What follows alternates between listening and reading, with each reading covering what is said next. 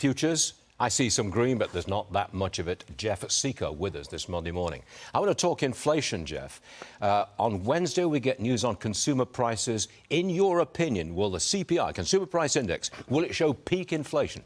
That is what I think that this CPI is going to show. We're seeing oil prices have declined. We are seeing that there's other components of the economy like shipping prices that have plunged. I think we will see the CPI decline. I think the inflation numbers are at a peak, and I think we might see a decline. Now, that doesn't necessarily mean we're out of the woods, because keep in mind, Stuart, we still have insanely high inflation.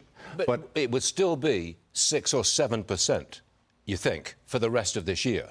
Yeah, I mean, I think it's going to, if you eliminate food and energy prices, I think we're going to see a 6 and 7%. I think we're going to continue to see massive fluctuations in energy prices, unpredictable in a lot of ways. And then what we're going to have to decide is how much of this inflation is going to end and how much of it is going to persist in the future. I'm interested in whether we get a rally in stocks towards the end of this year. And judging by what you're saying, you think we are going to see a rally? Well, Stuart, what I see is that so much of this market is determined on what Jerome Powell is going to do, on what the Fed is going to do. Now, we have the Fed meeting on September 20th and 21st, where they're going to decide whether to raise interest rates 75 basis points. Now, last week we had a big rally, and I think a lot of that rally had to do with people thinking that either they were going to raise only 50 basis points